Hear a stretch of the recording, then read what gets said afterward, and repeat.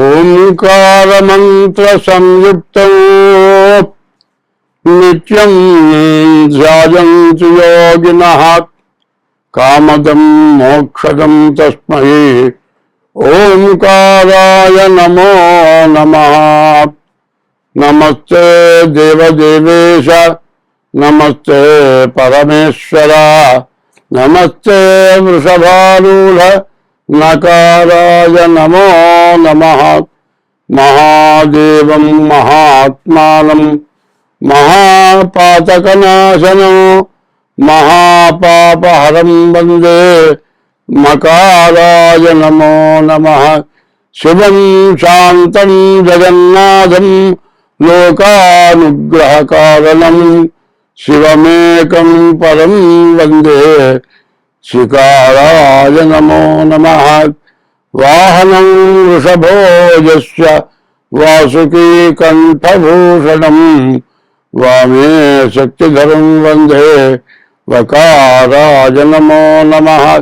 యత్ర కుత్ర స్థితం దేవం సర్వవ్యాపినమీశ్వరం యల్లింగం పూజయే నిత్యం యకారాయ నమో నమః.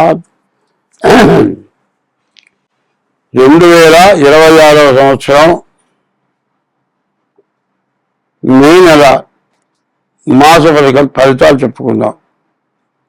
మే నెల మేషరాశి యొక్క ఫలితాలు చెప్పుకుందాం. ఈ మేషరాశి ఎట్లా వచ్చిందో చూద్దాం. చూచే చూల ఈ 4 అక్షరాలతో అశ్వని నక్షత్రం, లీలు లేలో భరణి ఈ 4 అక్షరాలతో భరణి నక్షత్రం, 3వ నక్షత్రం కృత్తిక 1వ పాదం ఆ అనే అక్షరంతో కృత్తిక నక్షత్రం వచ్చింది. అశ్వని భరణి కృత్తిక పాదం మేషం అన్నారు. ఇవి ఈ చెప్పిన అక్షరాలు మీరు బాగా గుర్తుపెట్టుకోవాలి. ఎందుకంటే మీ రాశి మేషరాశి అయితే మీరు పుట్టిన తారీఖు, నెల, సంవత్సరం, మరి టైము ద్వారా ఆ రోజున ఉన్న నక్షత్రం అశ్వని 4 పాదాలు, భరణి 4 పాదాలు, కృత్తిక 1 పాదం, ఈ 9 పాదాలు కలిసి మేషరాశి అయింది. కాబట్టి ఏదో పేరు పెట్టారు, దేవుని పేరు, తాత పేరు, ముత్తాత పేరు, ఇట్లా ఏదో పేరు పెడితే అది మీ రాశి మాత్రం కాదు. పుట్టిన తారీఖు, నెల, సంవత్సరం, టైము, దాని ద్వారా మీ రాశి మేషరాశి వస్తుంది. అయితే ఈ మేషరాశి పరిస్థితి ఇప్పుడు ఎట్లా ఉన్నది అంటే, ద్వాదశంలోనేమో శని ఉన్నాడు, 1ంట కుజుడున్నాడు. ఇట్లా ఉంటే ఏమిటి అంటే, ద్వాదశాష్టమ జన్మత్వం శని అంగారకు గురు కుర్వంతి ప్రాణ సందేహం స్థాన చలనం ధనక్షయం. శని కానీ, కుజుడు కానీ, గురువు కానీ 12ంట, 1ంట, 2ంట, 8ంట, 4ంట ఈ అంకెల్లో శని కానీ, కుజుడు కానీ, గురువు కానీ ఉంటే అటువంటి దోషం ఉంటుంది అని చెప్పారు. కానీ ఇప్పుడు ఈ రాశి వాళ్ళకి శని ద్వాదశంలో, కుజుడు మేషరాశిలో 1లో ఉన్నారు. అయితే మేషరాశికి కుజుడు అధిపతి అయినా కానీ మరి ఈ సంఖ్య అనేది 1వ సంఖ్య, మరి కుజుడు పనికిరా కూడా పోయినాడు. కుజుడు వల్ల బాగా ఇబ్బందులు, కష్టాలు రావటానికి సిద్ధంగా ఉంది. ఈ శని ఏలినాటి శని అంటారు. ఈ ఏలినాటి శని ఈ రాశి 25 మార్చి 30వ తారీఖున శని 12ంటికి వచ్చాడు. సంవత్సరం దాటిపోయింది. ఇంకా సంవత్సరంన్నర మీన రాశిలో మేషరాశికి 12ంట ఉంటాడు. మళ్ళీ సంవత్సరంన్నర తర్వాత మేషరాశికి వస్తాడు. మళ్ళీ మేషరాశిలో 2 సంవత్సరాలు 6 మాసాలు ఉంటాడు. ఆ తర్వాత మళ్ళీ వృషభ రాశికి వస్తాడు. వృషభ రాశిలో కూడా 2 సంవత్సరాలు 6 మాసాలు ఉంటాడు. ఇప్పుడు ఇంకా అయిపోయింది 1 సంవత్సరమే, జరగవలసింది 6 సంవత్సరాల 7 సంవత్సరాలు కనబడుతుంది. కాబట్టి ఈ రాశి వాళ్ళకి చాలా ఇబ్బందులు, చాలా కష్టాలు ఉంటాయి. అయితే అందరికీ ఉండవు. కొంతమంది నేను బాగానే ఉన్నా కదండి, నాకు ఇట్లా ఉందని చెబుతారు.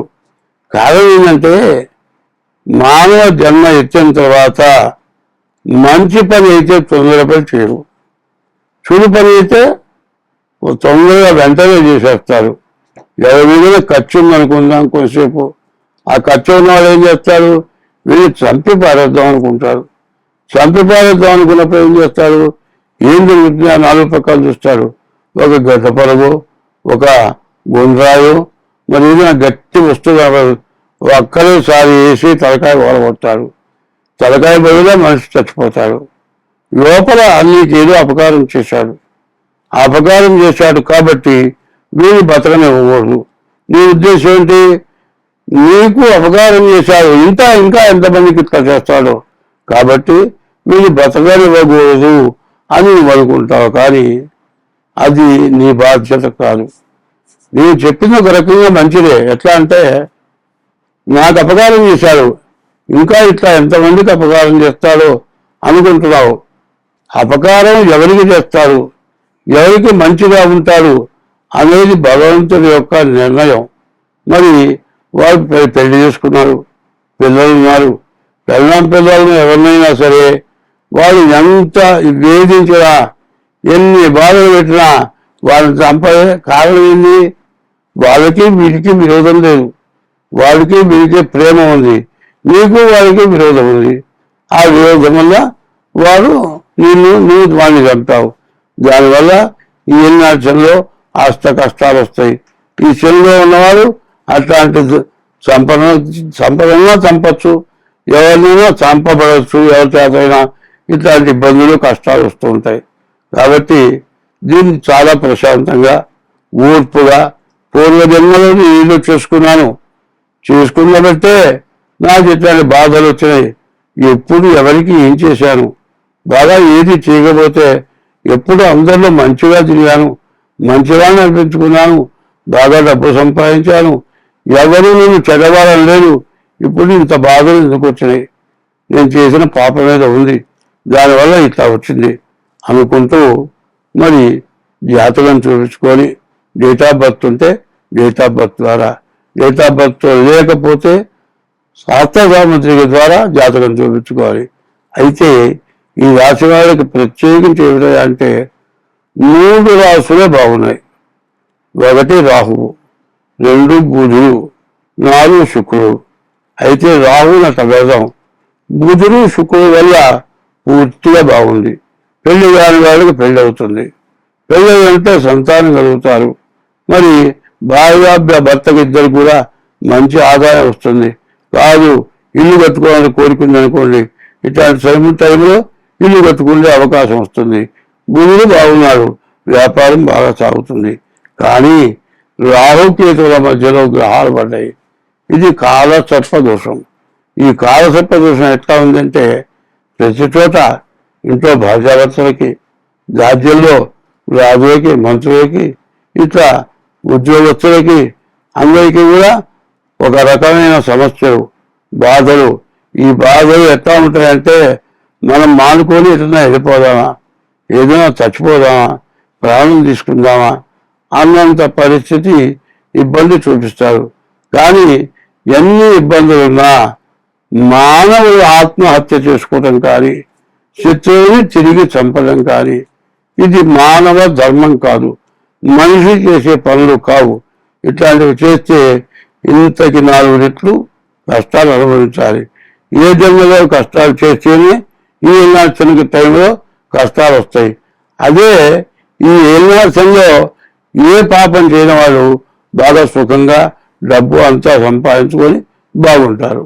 ఇట్లా ఉండడానికి కారణం ఏంది, నీ వ్యక్తిగతమైన పూర్వజన్మ పుణ్యం, లేకపోతే పూర్వజన్మ పాపం. కర్మమున పుట్టు జంతువు, కర్మమున బుద్ధి బంధువు, కర్మమున జరును, కర్మమే చెడులకు దేవత, కర్మమే సుఖ దుఃఖములకు కారణమదివ. నీ మంచి సత్కర్మ చేస్తే మంచి పనులు చేస్తావు, దుష్కర్మ చేస్తే దురాగతమైన పనులు చేస్తావు. ఎట్లాంటి దురాగతమైన పనులు, ఒక ఊళ్ళో ఒకటి ఉంటారు, ఎదుట ఒకటాన్ని భయపడతారు, ఉరికిన చొక్కాలు జేబులో పట్టుకొని లాక్కొని పోతారు డబ్బులు, మెల్లో వెళ్తుంటే తెంచుకుపోతారు. వాడు ఎదురుస్తున్నా అంటే భయం, పారిపోతారు. ఎందుకు? వారు చేసిన దుష్కర్మ వల్ల అట్లాంటి దుర్మార్గ పనులు చేస్తున్నారు. సత్కర్మ చేస్తే 10 మందిలో మెప్పు పొందుతారు, గొప్పగా సంపాదిస్తారు, బాగా సుఖంగా ఉంటారు, బాగా బాగుపడతారు. కాబట్టి ఇది పూర్తిగా తెలియాలంటే డేట్ ఆఫ్ బర్త్ ద్వారా కానీ లేకపోతే హస్తసాముద్రిక ద్వారా కానీ మీ జాతకం చెప్పించుకోండి. మీ లోపాలుంటే దాన్ని చెప్పి దాన్ని తగినటువంటి శాంతి చేయిస్తాం. స్వస్తి.